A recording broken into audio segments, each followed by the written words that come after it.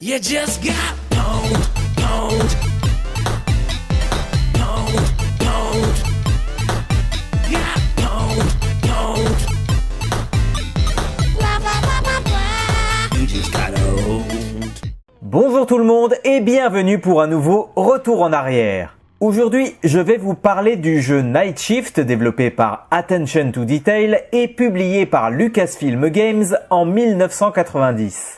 Un jeu qui est sorti sur les différents micros de l'époque, mais avant de vous présenter ceci plus en détail, nous allons revenir sur les développeurs du jeu. Quelle est la dernière suggestion que vous avez faite à votre patron? La gratuité du distributeur de Coca. Pourquoi? Parce que la caféine nous aide à programmer. Attention to Detail. Derrière cette petite société anglaise, on trouve Chris Gibbs, Martin Green, Fred Gill et Jim Torjussen. Leur aventure débute en 1987. Une partie du groupe travaille sur le portage du jeu Super Sprint pour le compte d'Activision. De son côté, Gill travaille sur le jeu Octane sur ZX Spectrum qu'il vend à la société Firebird. Fort de ses premières expériences positives, le groupe décide de fonder Attention to Detail en 1988 et Night Shift sera leur premier gros projet. Mais avant d'avoir ce nom, le projet se nommait simplement Fix-It. Mais l'idée de base était déjà présente. On dirige un employé travaillant dans l'équipe de nuit d'une grosse société.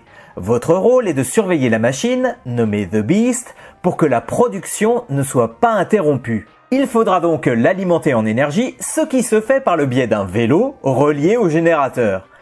On ne pourra pas dire qu'ils ne sont pas écolos dans cette boîte. Bien entendu, ce ne sera pas tout, puisqu'une machine de cette taille peut avoir des pannes qu'il faudra identifier et réparer au plus vite pour ne pas pénaliser la production. Et comme vous êtes tout seul pour faire ceci, cela va devenir rapidement très complexe à gérer.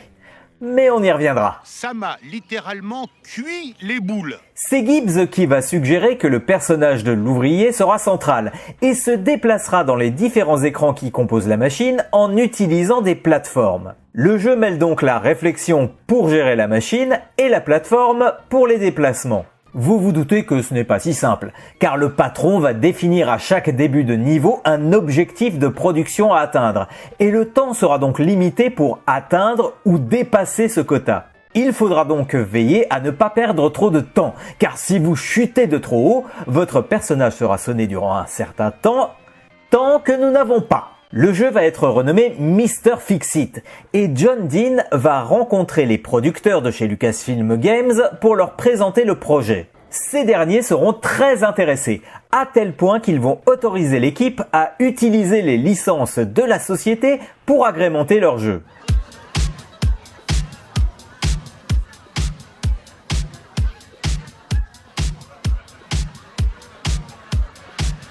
Cela commence avec la société qui nous emploie, Industrial Might and Logic, qui est une parodie de la société Industrial Light and Magic, en charge des effets spéciaux chez Lucasfilm. Ensuite, la chaîne de production dont on s'occupe fabrique des figurines issues des licences Lucasfilm. Au début par exemple, on devra surveiller la production de Stormtrooper.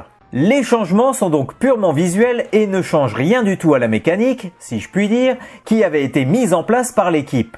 La notice du jeu est également très amusante et ressemble à un carnet destiné à l'employé que nous sommes avant de se mettre au travail. On notera que l'on pourra choisir entre un employé ou une employée. Ne cherchez pas là une volonté de parité, mais plutôt un moyen d'attirer un public féminin sur ce jeu. Pas sûr que cela ait fonctionné, mais l'intention reste tout de même à signaler. Et peu importe le personnage choisi, cela n'a aucun impact sur le déroulement du jeu. Mes cheveux, il va me décoiffer. Parlons-en du jeu. En temps normal, les premiers niveaux nous aident à nous faire la main pour comprendre la logique. Ici, on est dans le bain dès le début, même si les éléments perturbateurs ne sont pas encore trop nombreux. N'oublions pas que l'on doit alimenter la machine et réparer les pannes dans le but de produire à minima la quantité attendue, sous peine d'être viré au terme du niveau. Et trouver les pannes n'est pas toujours chose aisée, car rien ne nous indique comment réparer le problème. Il faut donc plusieurs essais avant de comprendre ce qui ne va pas. Mais si ce n'était que ça, le jeu comporte 30 niveaux en tout, et plus on avance, plus ça devient compliqué à gérer. En plus des problèmes de base, on aura des nuisibles qui vont vous pourrir la vie, que ce soit des petits animaux ou carrément d'autres employés. Sans compter que si au début on ne peut pas avoir accès à toute la machine, vers la fin on devra gérer la dizaine d'écrans qui constituent la bête. Je vous laisse imaginer l'enfer entre le pédalage, les réparations et les actions à faire. Je pense que dans ce cas, on peut parler de pénibilité au travail. C'est trop dur!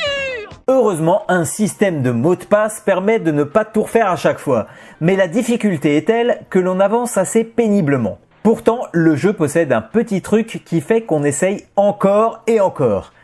Un die and retry, mais version réflexion en quelque sorte. Le petit jeu de Attention to Detail reste infernal mais très prenant, et je ne sais pas trop s'il a bien marché, car on ne trouve pas trop d'infos sur ce sujet. En tout cas, cela n'empêchera pas la firme de travailler une autre fois pour Lucasfilm, mais sur un autre jeu.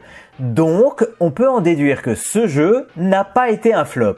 Mais vous, est-ce que vous connaissiez Night Shift? Et qu'en avez-vous pensé si vous le connaissiez? Je serais curieux de savoir ceci et je vous invite à m'en parler dans les commentaires. Pour l'heure, retour en arrière, c'est fini. Mais on se retrouve dans 2 semaines pour un nouveau numéro et un nouveau jeu. D'ici là, jouez bien.